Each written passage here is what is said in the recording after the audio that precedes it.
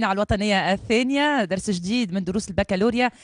كنا بدينا معاكم مجموعة من الدروس نراجعوا مع بعضكم أو نراجع مع بعضنا لامتحان البكالوريا إن شاء الله بنجاح لتلامذتنا اللي تبعوا فينا الكل. دو توت فاسون الدروس هذوما توا دروس نتاع التروشيك الحكاية الصغيرة بالكل اللي تستحقوها انتوما باش تكون إن شاء الله الامتحان نتاعكم تكونوا مرتاحين فيه، ثم تبدا عندكم لي زاستوس الكل اللي تنجموا تنجحوا بها ان اكزامان.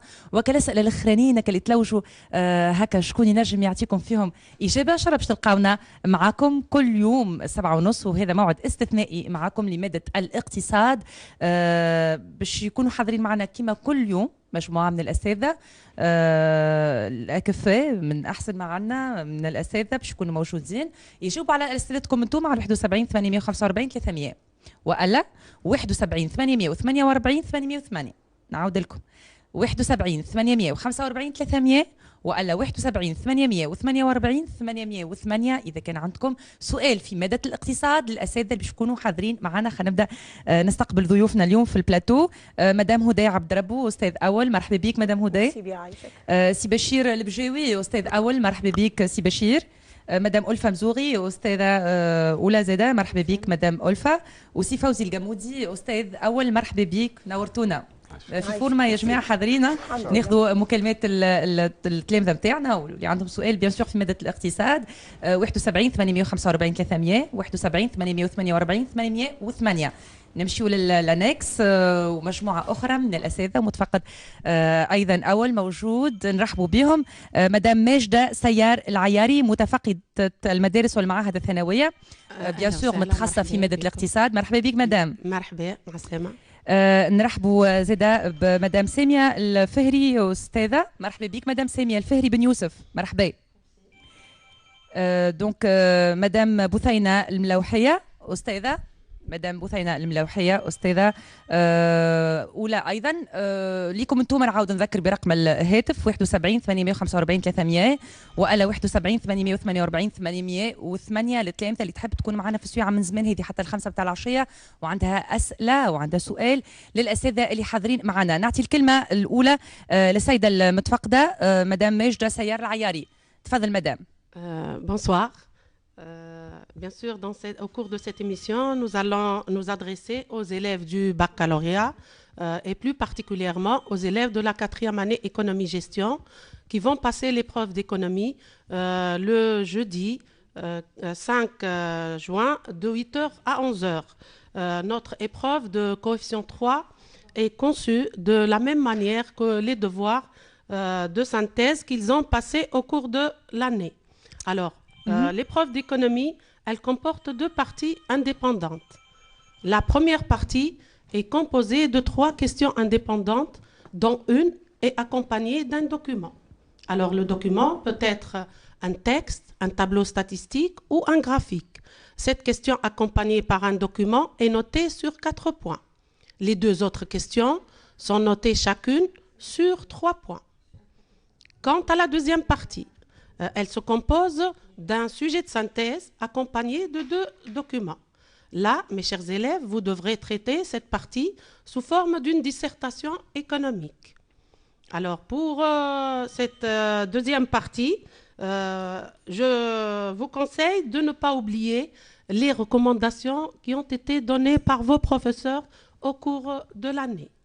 Un deuxième conseil pour bien gérer votre temps, je vous conseille aussi de commencer votre devoir par la première partie et de commencer par la question qui vous semble la plus facile. Sachant que ces 2 parties sont indépendantes, donc il vaut mieux commencer par la question, l'essentiel, la question la plus facile. L'essentiel est de numéroter vos questions. J'espère que cette séance vous sera utile à réaliser une bonne révision. Sur le plateau, comme on vous l'avait dit, 4 de vos professeurs ont le plaisir de vous aider et de répondre à vos questions pour bien sûr réaliser une bonne révision. Je vous souhaite la réussite dans vos études et dans la vie aussi. Alors la première question qui nous est parvenue, elle a porté sur le taux de croissance annuel du PIB. Et donc la question est, une baisse du PIB signifie-t-elle nécessairement une baisse du taux de croissance annuel du PIB? Signifie-t-elle nécessairement une baisse du produit intérieur brut? Je répète la question. Une baisse du taux de croissance annuel du PIB signifie-t-elle nécessairement une baisse du PIB? Merci. Madame Olfa. Donc, la croissance, chapitre مهم برشا. C'est sûr, j'ai Ali برشا أسئلة. Oui, madame. donc je reprends la question. Alors, la question, une baisse du taux de croissance annuelle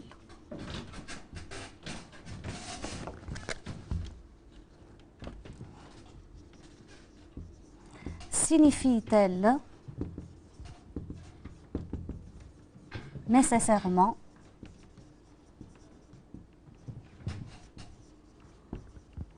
une baisse du PIB? Oui. Alors, une baisse du taux de croissance annuel du PIB signifie-t-elle nécessairement une baisse du PIB?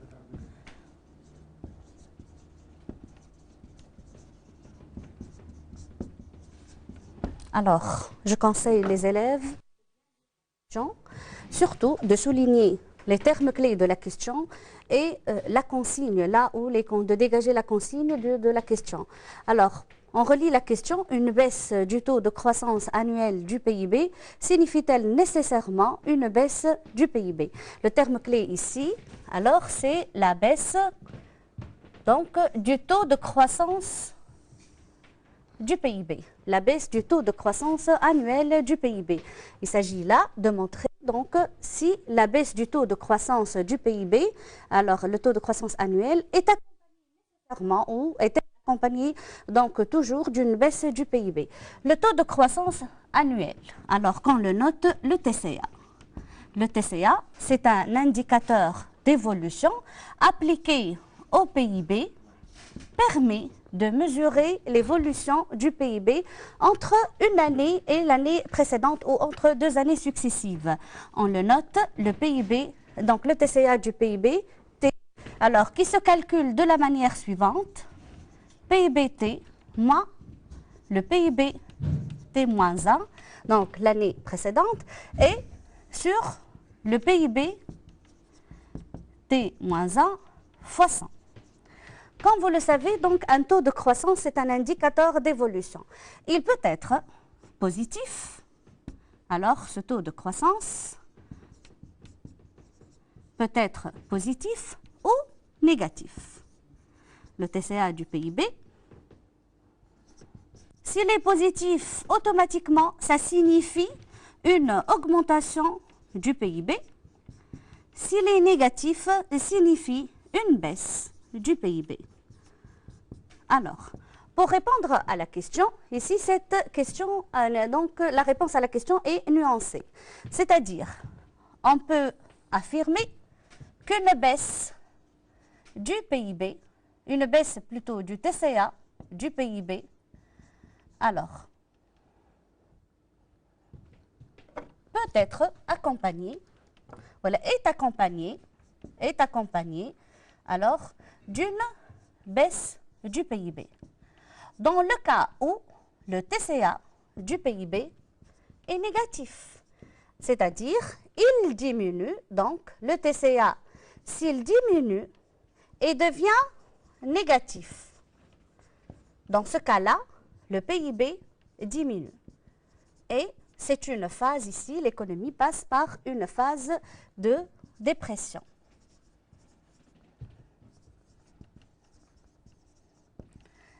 Alors, toutefois, le TCA peut diminuer tout en restant positif. Et j'ai dit tout à l'heure, tout taux de croissance positif signifie une augmentation du PIB. Dans ce cas-là, on assiste à une augmentation du PIB, le PIB augmente, mais comme le TCA alors qui diminue malgré qu'il est positif, donc cette augmentation du PIB est une augmentation ralentie. Donc, dans ce cas-là, le TCA, il diminue tout en restant positif. Il s'agit là d'une augmentation du PIB, mais à un rythme ralenti. Et donc, ici, l'économie passe par, c'est une phase de récession.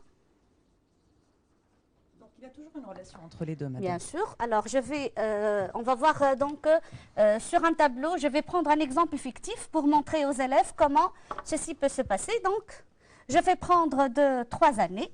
Alors, 2001 par 2011 par exemple, 2012, c'est un exemple fictif. 2013, je vais prendre le TCA du PIB en pourcentage, bien sûr. N'oubliez pas, dans le calcul des taux de croissance, de mettre le pourcentage. Alors, le TCA du PIB, je vais prendre à titre d'exemple 3%, 2% et moins 1%. Vous voyez ici comment le taux de croissance diminue. Donc, le TCA a diminué. Alors, dans ce cas-là, le PIB reste, donc il augmente, d'accord? Parce qu'on a un taux de croissance positif. Alors, mais à la baisse. À la baisse. Le TCA, bien sûr, du PIB. Il est à la baisse. D'accord? Donc, on a passé de 3% à 2%. Le taux de croissance ou le TCA a diminué tout en restant positif. Donc, le PIB augmente. Et comme le TCA, il est positif mais à la baisse, donc le PIB augmente mais à un rythme ralenti. Donc, c'est une phase de récession. Dans le deuxième cas, vous voyez ici comment le taux de croissance, il a diminué, mais il est devenu négatif. Donc, on a dit si le taux de croissance est négatif, ça veut dire que la grandeur diminue. Dans ce cas, c'est le PIB. Donc, on a une baisse du PIB. Le PIB diminue puisque son taux de croissance, donc, il est négatif. Et on passe ici, donc, par une phase de dépression. Alors, je récapitule. Pour répondre à la question, donc, une baisse du taux de croissance annuel du PIB n'est pas toujours accompagnée par une baisse de son PIB. Tout dépend, d'accord, donc, du taux de croissance s'il baisse, donc en restant positif ou en devenant négatif. Merci madame. إذا كان فما شكون ينجم يعطي إضافة بالنسبة للسؤال هذايا. دونك نتعداو للسؤال اللي من بعد نرجع مرة أخرى المدام ماجدة سيار العياري. إذا كان فما سؤال آخر ناخذوه معك مدام. Oui, nous avons reçu à plusieurs reprises des interrogations portant sur le rôle des exportations dans la croissance économique. Donc, la question est la suivante. Comment les exportations de biens et de services favorisent-elles la croissance économique? Merci. Je reprends la question. Comment les exportations de biens et de services favorisent-elles la croissance économique? ميرسي مدام سي فوزي الجامودي تفضل بحذنا. نحب نذكر اللي على 71 845 300 ولا على 71 848 808 ناخذ مكالماتكم الهاتفيه في من زمان لكم انتم مخصصينها لماده الاقتصاد. تفضل سي فوزي. Donc la question c'est comment les exportations de biens et de services favorise-t-elle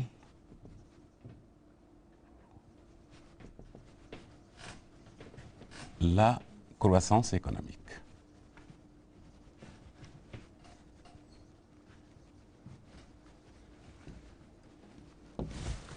Donc pour répondre à cette question, il faut tout d'abord souligner les termes clés, à savoir les exportations et la croissance économique. On commence à définir la notion d'exportation, à savoir la vente à l'étranger de biens et services par des agents économiques résidents. La croissance économique, par définition, c'est l'augmentation à long terme des grandeurs économiques accompagnée par des modifications des structures économiques. Donc la consigne, c'est de montrer comment les exportations de biens et de services favorisent-elles la croissance économique. L'exportation, on la note par X, les exportations. Comment ces exportations favorisent-elles la croissance économique. Donc, l'objectif de cette question, c'est de montrer comment les exportations favorisent la croissance. Monsieur, l'exportation permet, en premier lieu, à un pays de produire à grande échelle. Produire à grande échelle. Aussi, l'exportation permet d'élargir les débouchés. Et enfin, cela permet d'augmenter les recettes en devises. Pour la première situation, produire à grande échelle. Pourquoi? Parce que l'exportation représente une demande additionnelle. C'est une demande additionnelle ou supplémentaire qui s'adresse aux entreprises nationales. Et dans ce cas, les entreprises seront incitées à augmenter la production.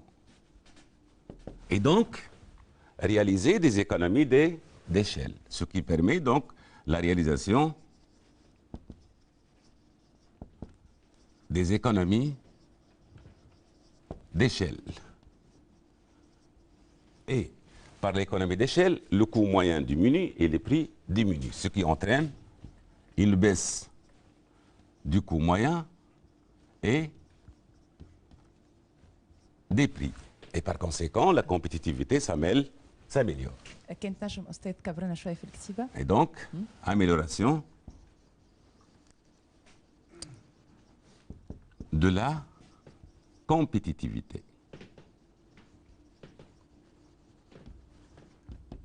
Cette amélioration de la compétitivité stimule davantage les exportations et la production, ce qui favorise la croissance économique.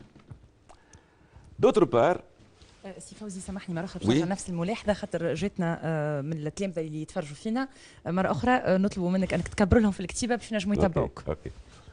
D'autre part, l'exportation permet d'élargir les débouchés. Parce que l'exportation, c'est une composante de la demande globale. Donc, c'est une composante de la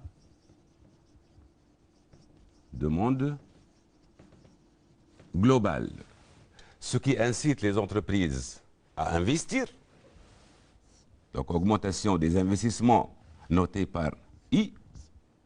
Et donc, de créer des emplois,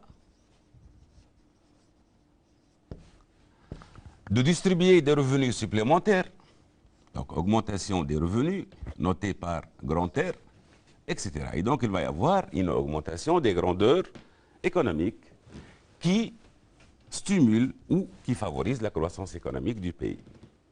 Enfin, l'augmentation des exportations permet d'augmenter les recettes en devises. Et par conséquent, on peut financer les importations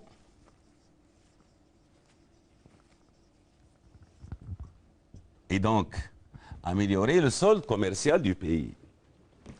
On peut aussi rembourser les dettes. Et par conséquent, réduire l'endettement. Et enfin, cela permet de financer les investissements. Les investissements en infrastructures de base, notamment tels que la construction des écoles, la construction des routes, des ports, des aéroports, et cela dynamise la croissance économique. Donc, ces trois facteurs, pris séparément ou ensemble, permettent de favoriser la croissance économique. Et donc, on peut dire que les exportations tirent sur la croissance économique. Merci. ميرسي أستاذ فوزي الجامودي. دونك كان هذا السؤال الثاني اللي طرحتوه انتم على الاساتذه اللي موجودين بحذنا اليوم، مدام ألفة المزوري، مدام هدى عبد ربو، سي بشير البجاوي وسي فوزي الجامودي. بيان سور مكملين معاكم حتى الخمسة متاع العشيه. اذا كان عندكم سؤال في ماده الاقتصاد 71 845 300 71 848 808. نحب نرجع لمدام ماجده سيار العياري متفقده المدارس والمعاهد الثانويه متخصصه في ماده الاقتصاد. كان فما سؤال اخر مدام ناخذوه معك. Alors, on continue avec les questions. Un élève demande de comparer la filiale relais à la filiale atelier. Donc, la question est comparer la filiale relais à la filiale atelier. Je répète la question. Comparer la filiale relais à la filiale atelier. Merci. Merci, madame. Donc, نستقبلك بحذايا سي بشير البجاوي. نجاوبوا على السؤال. Bien sûr. Donc, la question, c'est de comparer la filiale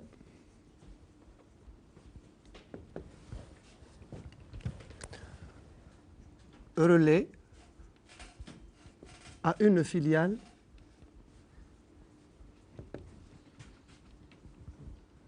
atelier. Le travail demandé, c'est de faire une comparaison et tous les élèves sachent que la comparaison consiste à présenter les points communs et les points différents. Points communs ou bien points de ressemblance et les points différents.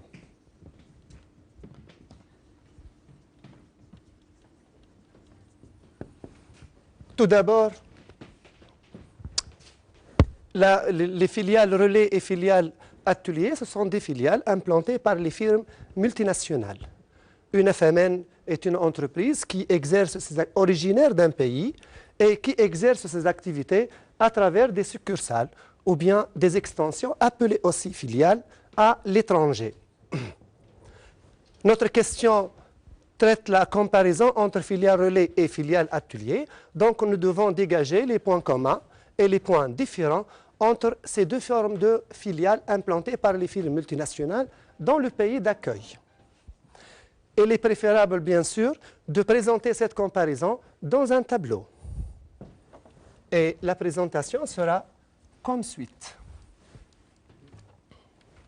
Nous avons les points communs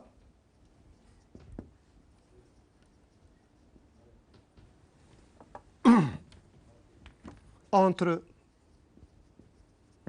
filiale relais et filiale atelier, mais aussi nous avons les points différents.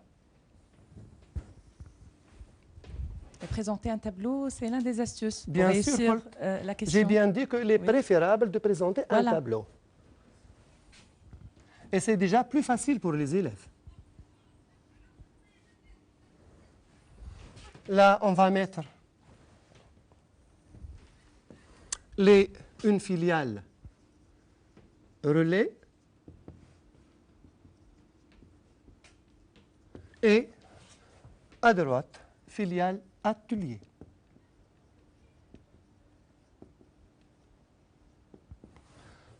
Bien sûr, ces deux formes de filiales sont des succursales implantées par une FMN à l'étranger.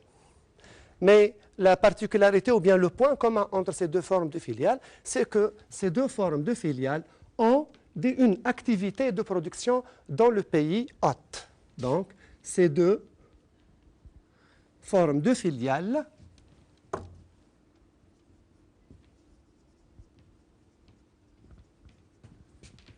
ont une activité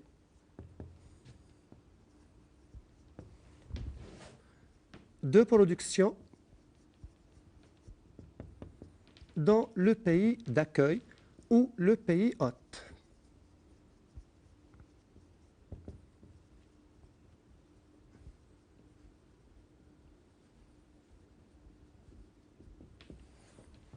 Concernant les points différents,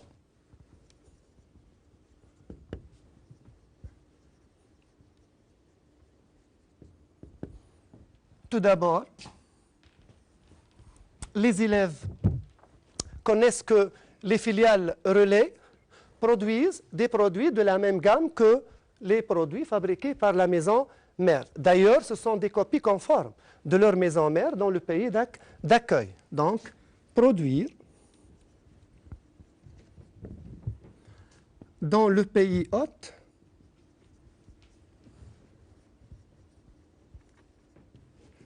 la même gamme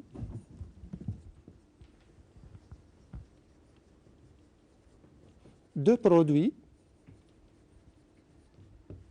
que la maison mère.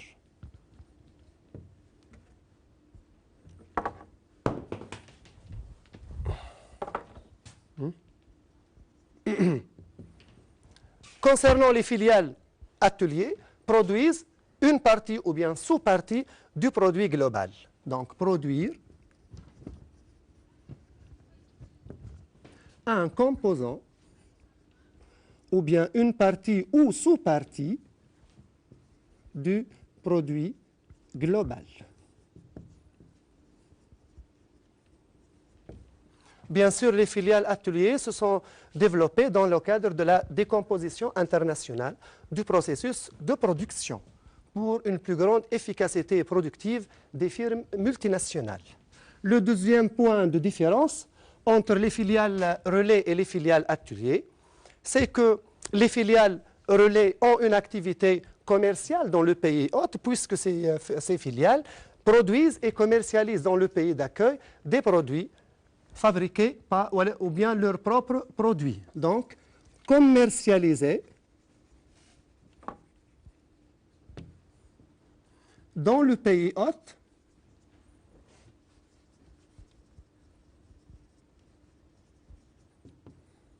leurs propres produits.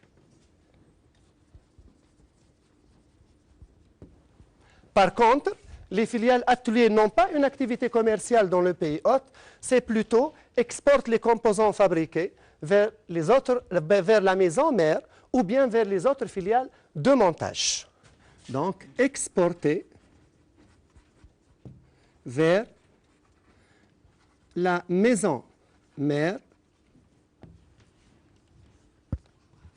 ou les autres filiales de montage.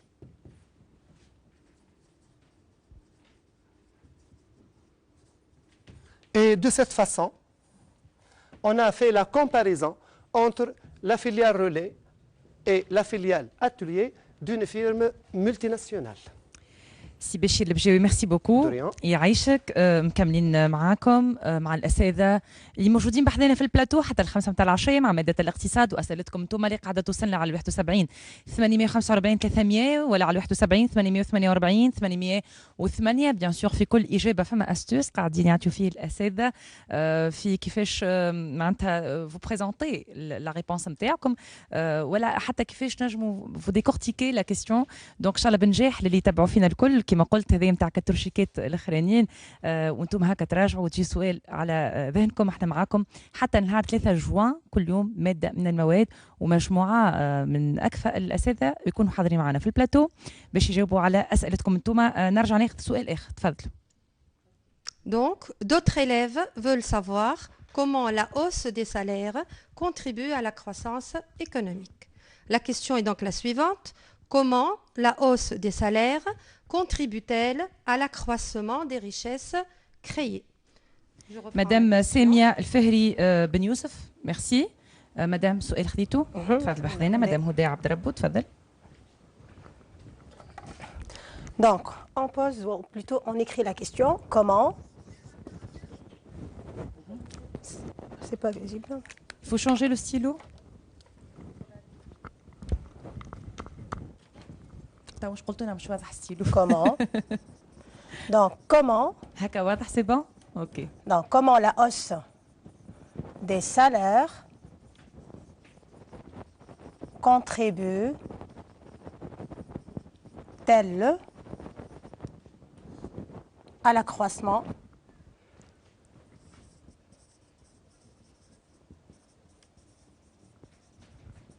des richesses créées.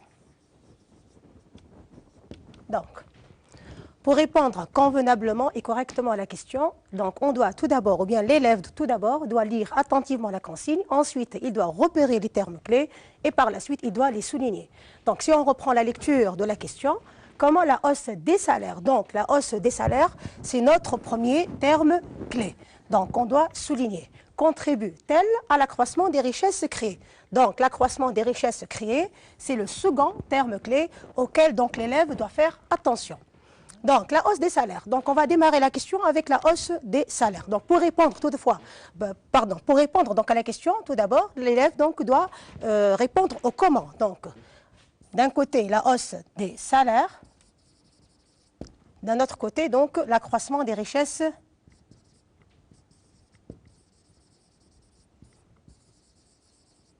Donc, pour répondre à la question, l'élève, comme j'ai dit tout à l'heure, doit répondre au comment. Donc, puisque nous avons donc la hausse des salaires, donc le mot salaire, donc que désigne salaire? Salaire, tout simplement, le salaire, c'est donc un revenu de travail salarial en contrepartie d'un effort physique ou bien donc intellectuel fourni par une personne. Donc, comment l'augmentation des salaires contribue à l'accroissement des richesses créées? Tout simplement. Donc, le salaire, tout d'abord, constitue un revenu de travail pour les salariés. Donc, l'augmentation des salaires, donc, génère la possibilité d'une amélioration du pouvoir d'achat des salariés. Donc, elle entraîne une augmentation du pouvoir d'achat. L'augmentation du pouvoir d'achat, donc, à son tour, donc, permet d'accroître la consommation. Donc, on va noter C. PA, donc, c'est pouvoir d'achat. Et l'augmentation de la consommation, à son tour, donc, favorise l'accroissement des richesses créées. Donc, c'est la première idée auquel l'élève doit, bien sûr, penser ou bien réfléchir. La deuxième idée, toujours dans le même contexte de la question, donc, comment la hausse des salaires contribue-t-elle à l'accroissement des richesses créées? Donc, on démarre toujours, donc, le point de départ, c'est l'augmentation des salaires. Donc, l'augmentation des salaires, en plus, donc, de l'accroissement du pouvoir d'achat, de l'accroissement de la consommation, donc, la hausse des salaires permet d'épargner plus. Donc, elle entraîne une augmentation de l'épargne. Et donc, l'augmentation de l'épargne, à son tour, permet de quoi? Donc, elle permet de financer de nouveaux investissements. Donc, elle génère un accroissement de l'investissement. Et l'investissement, donc, c'est un facteur de croissance économique. D'ailleurs, donc, l'investissement, c'est une section qui est donc présente dans le programme de la 4e année en tant que facteur de croissance économique. Donc, l'accroissement de l'investissement génère à son tour l'accroissement des richesses créées. Donc, richesses créées, ou bien c'est la production en termes macroéconomiques. Donc, on poursuit toujours. Donc, troisième idée, l'augmentation des salaires aussi permet de motiver les travailleurs, donc génère plus de motivation. Donc, plus les travailleurs sont motivés, plus ils deviennent productifs. Oui, donc plus ils sont motivés, plus donc ils deviennent productifs. Donc la productivité est très intéressante aujourd'hui, de nos jours. Donc l'augmentation de la productivité qu'on va noter dans PTE, productivité du travail bien sûr. D'ailleurs, donc si on peut donc ouvrir une petite parenthèse concernant la productivité, donc les élèves ont vu donc dans le programme de la 3e année l'organisation de travail. Et parmi donc les différentes organisations, c'est le Fordisme. Et le Fordisme, c'est-à-dire donc on reprend un peu donc Ford, et parmi les principes énoncés par Ford, c'est quoi? C'est le doublement des salaires. Et en fait, il a doublé les salaires tout simplement pour augmenter le rendement ou bien la productivité des travailleurs. L'accroissement de la productivité, bien sûr, donc permet d'accroître les richesses créées. Finalement, on peut ajouter une 4e idée pour montrer toujours, plutôt expliquer comment la hausse des salaires contribue à l'accroissement des richesses créées. Donc l'augmentation des salaires aussi favorise l'augmentation des recettes de l'État. Donc généralement, donc à travers l'augmentation des impôts directs et des impôts indirects. Donc l'augmentation des recettes de l'État qu'on va noter RE, donc génère aussi une augmentation des dépenses de l'État, notamment l'investissement. Et bien sûr, l'augmentation des dépenses de l'État à travers l'augmentation de l'investissement comme exemple, bien sûr, donc entraîne l'accroissement des richesses créées.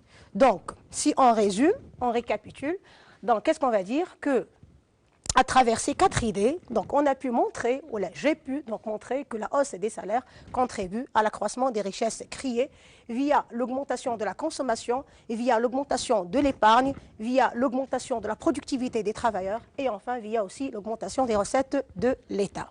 Merci, madame. De toute façon, c'est tout ce qu'on espère pour notre Tunisie, hein, une augmentation des exportations et aussi la productivité pour qu'on puisse donc augmenter les richesses créées et bénéficier bien sûr par la suite. Et de toute façon, on s'adresse pour nos futurs économistes. Donc, pardon. Inch'Allah بنجاح ليكم اللي تتبعوا فينا. نذكر اذا كان ما قلتش قبلها نقول لكم تويكا الدرس هذايا يتعاود نهار الاربعاء 7:30 يتعاود نهار الاربعاء 7:30 تاع العشيه وديما على الوطنيه الثانيه. مازال نستقبلوا في مكالماتكم على 71 845 300 او 71 848 808. ميرسي اللي شاركتوا معنا وميرسي على الاسئله الحلوه هذيا. نرجعوا للانكس سؤال اخر اذا كان موجود تفضل. Alors oui, donc nos futurs bacheliers voudraient des précisions sur la notion du commerce intra-firme. Donc la question qui peut être posée, qu'est-ce que le commerce intra-firme? Merci Madame Bouthaina Mlaouhia Ben Vief. Donc نرجعوا ليك Madame Olfa المزور. هذا ستيلو. نسيت نبدلوا ستيلو. Alors je reprends la question. ونزيد نعطيك ستيلو اخضر كادو. Merci. Qu'est-ce que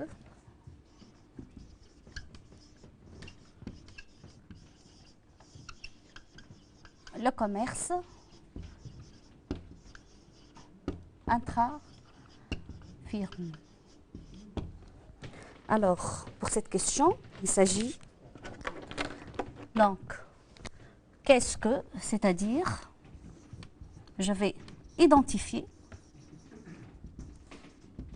et caractériser alors le commerce intra-firme. Donc, le mot-clé de cette question, c'est le commerce intra-firme. Donc, intra-firme, firme, c'est-à-dire ici, on vise la firme multinationale.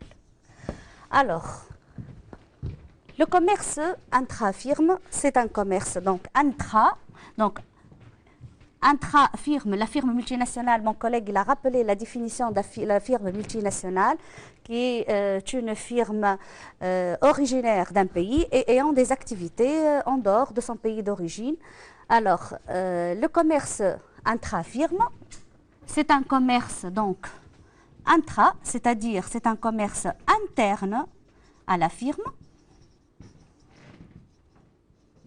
Alors, j'ai dit tout à l'heure qu'une firme multinationale est composée d'une maison mère et d'un ensemble de filiales implantées en dehors de son pays d'origine. Le commerce intra-firme est réalisé entre la firme mère et les filiales, donc de la même firme, bien sûr, implantées dans des pays différents ou entre filiales. C'est pour cela il est dit donc commerce intra-firme. Donc il se réalise dans l'espace clos de la firme.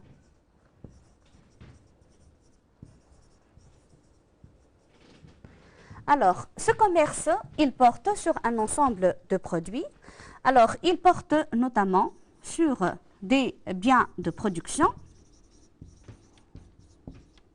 telles que les matières premières.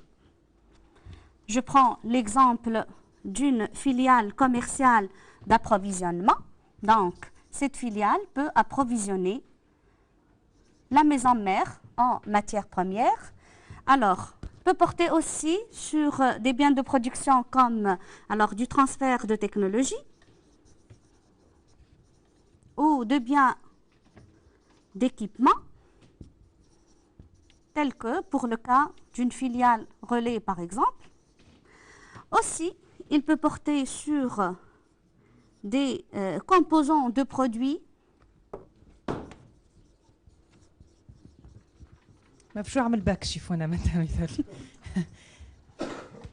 ou des produits semi-finis. D'accord. Dans le cadre, par exemple, de filiales ateliers, donc dans le cadre de la DIP, des produits semi-finis, composant donc des produits finaux, ou encore peuvent porter sur des produits finis, tels que pour le cas d'une filiale commerciale, donc de distribution. Ce commerce-là, il est dit international, c'est un commerce international, puisque les flux d'échange franchissent les frontières et se transforment en exportation et en importation. Donc, puisque chaque filiale est située à l'extérieur donc du pays d'origine de la firme, chaque filiale est implantée dans un pays, alors hôte ou pays d'accueil différent de son pays d'origine. Alors, ce commerce intra-firme, il est qualifié de commerce captif. C'est un commerce dit captif. Alors, cette qualification de commerce captif est liée à l'évaluation de ces flux qui se déterminent hors marché, c'est-à-dire dans l'espace clos de la firme. Alors, les prix de ces, donc, sont déterminés entre la maison mère et les filiales, donc en dehors du marché. C'est pour cette raison ce commerce, il est qualifié de commerce captif. Alors, je récapitule. Le commerce intra-firme, c'est un commerce interne à la firme, c'est un commerce international. Il peut porter sur aussi bien des biens de production, des composants de produits ou des produits finis. Et c'est un commerce qualifié de commerce captif dans la mesure où il est évalué dans l'espace clos de la firme. Merci beaucoup, madame. يخليك. جاوبنا على سؤالكم. مواصلين مع بقية الأسئلة. ترى شوفوا السؤال اللي يجينا من بعد شو يقول. تفضلوا. Une autre question à porter sur la nouvelle dite division internationale du travail. Donc la question est la suivante. Caractériser la nouvelle division internationale du travail. Je reprends la question. Caractériser la nouvelle division internationale du travail. Merci. سي فوزي الجمودي. هذا سؤال عطته لنا مدام سامية الفهري بن يوسف. تفضل. Donc la question c'est caractériser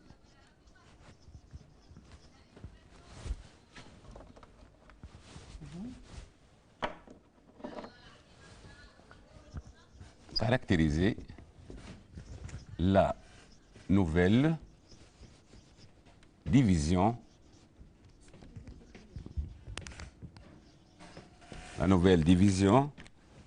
internationale du travail.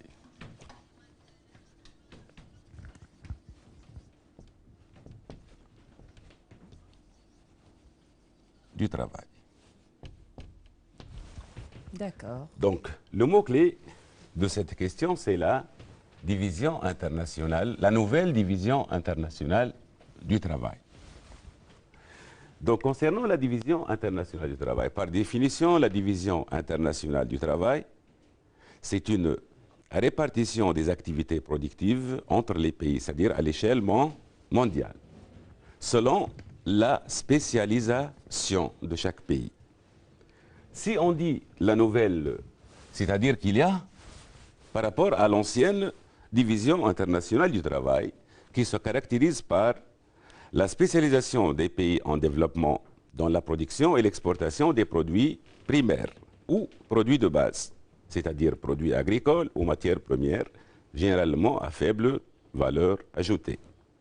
Et la spécialisation des pays développés dans les produits industriels, les produits manufacturés à forte intensité de capital. À partir des années 1970, à partir des années 70, une nouvelle spécialisation internationale a été mise en place et qui se caractérise par des changements au niveau des spécialisations des pays. Pour les pays industrialisés,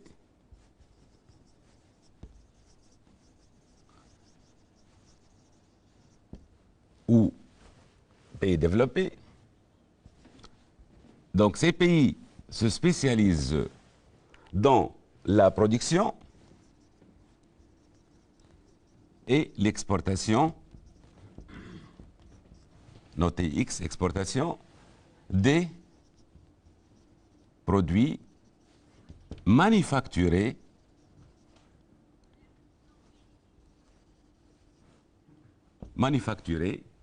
de haute technologie. C'est-à-dire des produits à forte intensité de capital, à forte demande mondiale, à forte valeur ajoutée et qui sont compétitifs. Et ces pays, c'est-à-dire les pays industrialisés, continuent à dominer le commerce mondial.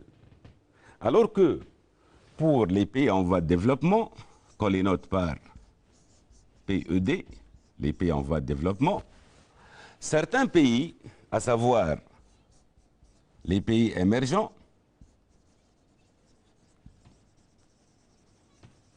appelés aussi nouveaux pays industrialisés, qu'on les note NPI. Ces pays, d'abord, se spécialisent dans les produits manufacturés banalisés. Donc, d'abord, se spécialisent dans les produits manufacturés banalisés. Qu'est-ce que cela veut dire, des produits manufacturés banalisés? C'est-à-dire des produits à forte intensité de main-d'œuvre et à faible valeur ajoutée. Mais ensuite, certains de ces pays ont changé leur spécialisation et sont devenus des pays producteurs et exportateurs de produits manufacturés de haute technologie, c'est-à-dire à forte valeur ajoutée dont la demande mondiale est très élevée. Et ces pays ont réussi à concurrencer les pays développés au niveau du marché mondial. Et par conséquent, on constate qu'il y a une amélioration de leurs termes de l'échange. Donc une amélioration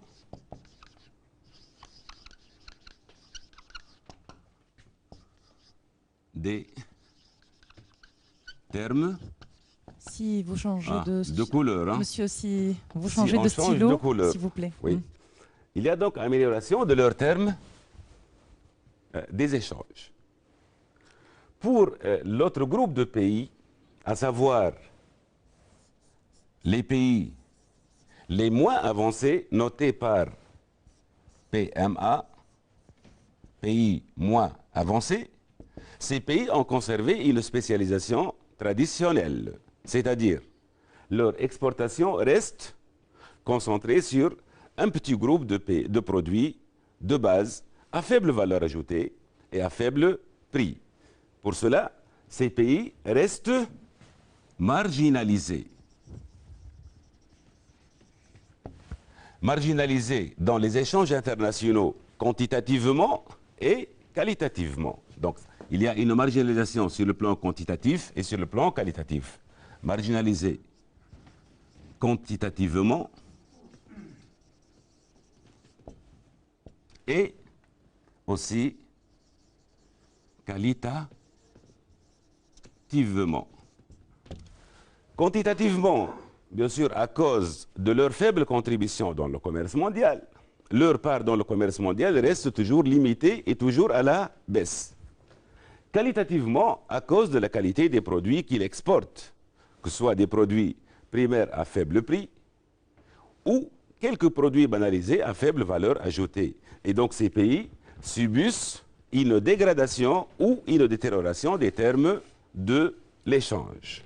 Donc, il y a donc une détérioration des termes de l'échange. En conclusion, cette nouvelle division internationale, elle est bénéfique essentiellement pour les pays industrialisés et pour les nouveaux pays industrialisés, mais représente un obstacle essentiellement pour les autres pays en voie de développement, à savoir les pays les moins avancés. Merci. ميرسي افو ميرسي عايشك سي فوزي القامودي. اذا كان فما من الاساتذه شكون عنده اضافه صغيره قبل ما نمشيو للسؤال اللي من بعد. Donc, M. Fawzi donc il a dit qu'ils sont composés de produits agricoles. Donc, les produits de base composés de produits agricoles et des produits des industries extractives, c'est-à-dire produits miniers et énergétiques. Juste une petite manière remarques concernant les produits de base. باهي كي نتكابلوا هكا مع C'est بعض. pas grave, bien sûr. ميرسي مرة أخرى سي فوزي الجامودي.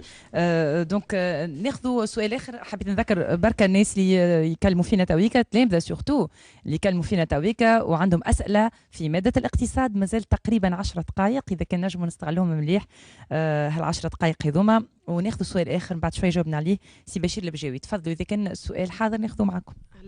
Oui, plusieurs appels provenant de tous les gouvernorats de la Tunisie ont porté surtout sur le rôle de l'investissement dans la croissance économique.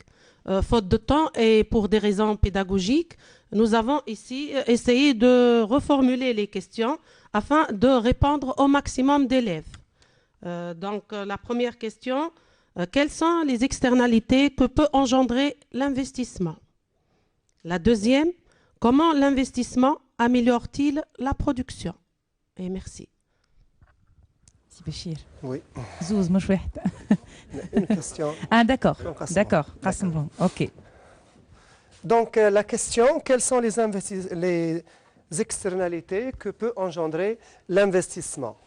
Donc, on va partir de l'investissement et de présenter les différentes externalités que peut engendrer l'investissement. D'ailleurs, d'abord, l'investissement, c'est une opération qui consiste à acquérir des biens de production durable, c'est-à-dire du capital fixe. Bien sûr, certaines dépenses en service, comme les dépenses de formation, l'acquisition de logiciels, les dépenses de recherche, sont aussi considérées comme des investissements, mais bien sûr, ce sont des investissements immatériels. Concernant les externalités, il y a externalité lorsque l'activité d'un agent économique a un effet sur l'activité ou bien le comportement ou bien sur d'autres agents économiques.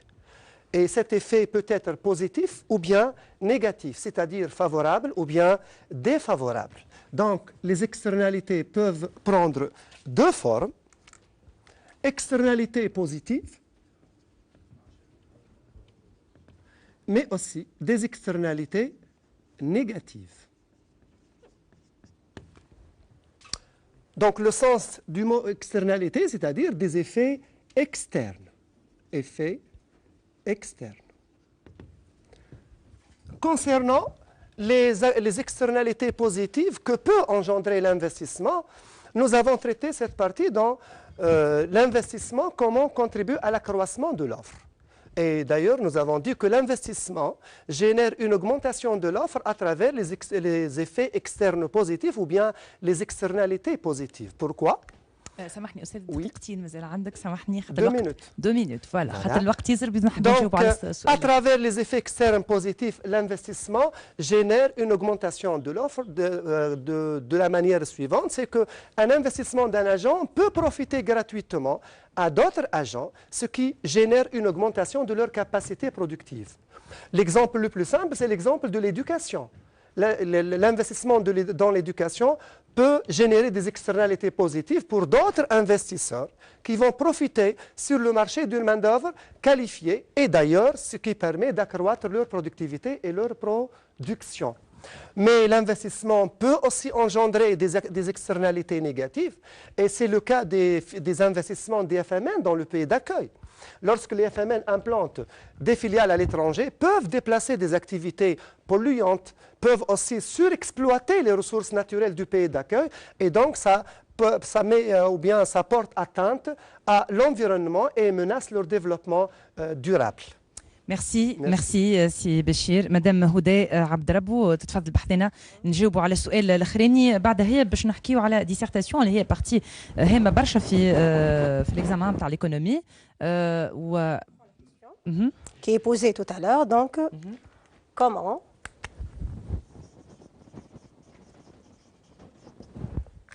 je crois.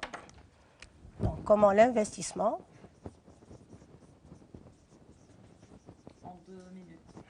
comment l'investissement améliore-t-il la production? Donc, comme toujours, donc, comme d'habitude, donc l'élève donc doit lire attentivement la question, repérer les termes clés, les souligner. Donc, l'investissement, c'est notre premier terme clé, la production, c'est notre second terme clé. Ici, donc, on va, bien sûr, l'investissement défini tout à l'heure par M. Bachir, c'est l'acquisition des biens de production durables. Donc, l'investissement améliore-t-il la production? Donc, la production, donc, toujours, c'est la richesse créée de biens et de services.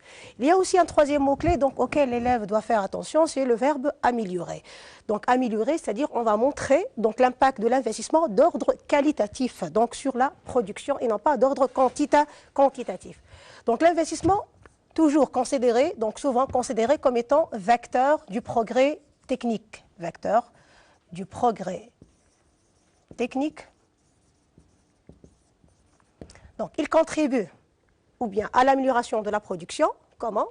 Tout simplement donc, par l'acquisition de machines donc, performantes, donc l'acquisition de machines nouvelles performantes, sophistiquées, etc., donc, qui permettent de réduire les défauts de fabrication et par la suite de fabriquer des biens qui sont de bonne ou bien de meilleure qualité. Donc, il réduit les défauts de fabrication.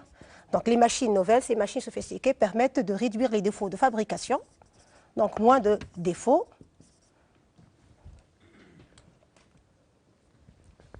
Réduire, oui, donc réduire les défauts de fabrication et par la suite donc meilleure qualité des produits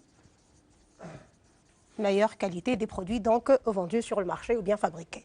Aussi donc des chaînes par exemple, donc des chaînes de production, de production automatisées et robotisées, donc permettent la diversification et aussi donc permettre la diversification donc, et la différenciation des produits, donc assurer une plus grande diversification et différenciation des produits et par la suite donc, afin de répondre tout simplement aux besoins des clients qui sont devenus aujourd'hui de plus en plus exigeants, par donc comment tout simplement une simple programmation de la machine rend possible la production ou bien la fabrication de 2 modèles, voire plusieurs modèles d'un même produit. Et aussi donc l'investissement, en outre, donc on peut ajouter une autre idée pour répondre à la question. Donc les investissements dans l'homme, surtout donc à travers la formation professionnelle, la formation continue, donc permettent donc d'avoir une main d'œuvre qui est capable donc d'innover, qui est capable donc de bien sûr de réduire les défauts de fabrication et par la suite de proposer des produits plus diversifiés et plus différenciés. Merci مدام هدى عبد ربو. نعطيو الكلمة مباشرة للسيدة ماجدة سيار العياري متفقدة أولى. Merci. Nous avons reçu plusieurs appels concernant la dissertation. Les élèves s'inquiètent et se demandent comment s'y prendre pour rédiger correctement un développement structuré.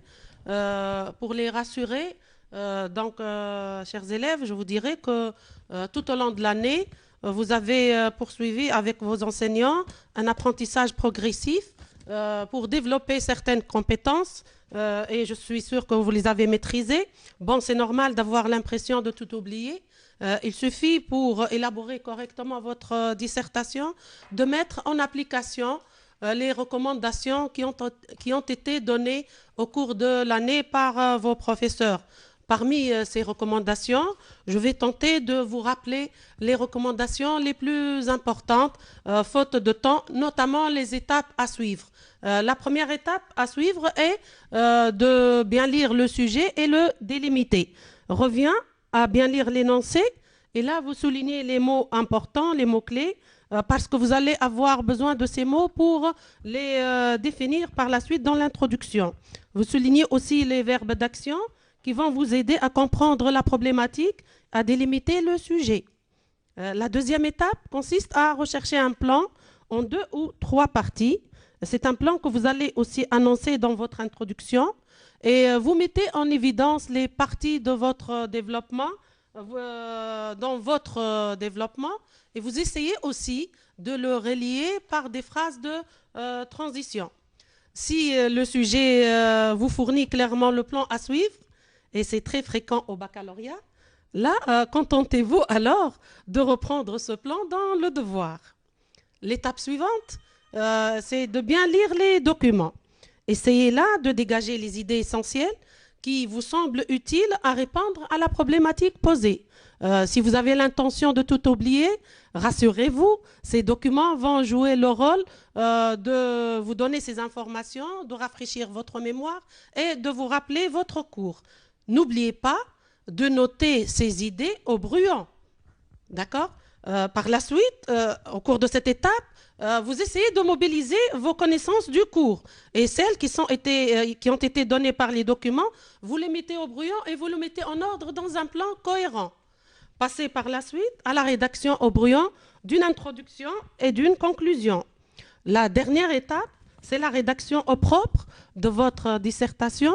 Donc là, je vous conseille de bien soigner la présentation de votre copie et de reliser ce que vous avez écrit afin de corriger les erreurs qui se sont glissées. Merci. Là, je vous souhaite, mes chers élèves, la bonne révision et je souhaite la bonne réussite à tous mes chers élèves de toute la Tunisie. Bonne chance et la bonne réussite aussi dans la vie. Il n'y a pas que les examens. Au revoir. Merci. ميرسي ليك انت مدام ماجده سيار العياري متفقده المدارس والمعاهد الثانويه واختصاصها الاقتصاد. زاد للاساتذه اللي كانوا بحذاك مدام بثينه ملوحيه بن ضياف ومدام ساميه الفهري بن يوسف. ميرسي لكم الاساتذه اللي كانوا حاضرين بحذانا مدام هدى عبد ربو ميرسي سي بشير بجاوي ميرسي مدام ألفا المزوري يعطيك الصحه زاد السي فوزي القامودي يعطيك الصحه وانتم تفرجتوا فينا ان شاء الله حصلت الفائده من خلال الدرس هذايا 7:30 ان شاء الله باش يكون الدرس نتاعنا في الفرنسيه. تابعونا 7:30 ديما الارقام الهاتف موجوده على ذمتكم 71 845 300 والا ايضا 71 848 808. بون كوراج بوكو كوراج ليكم اللي تحضروا في البكالوريا ان شاء الله بنجاح بسلامه.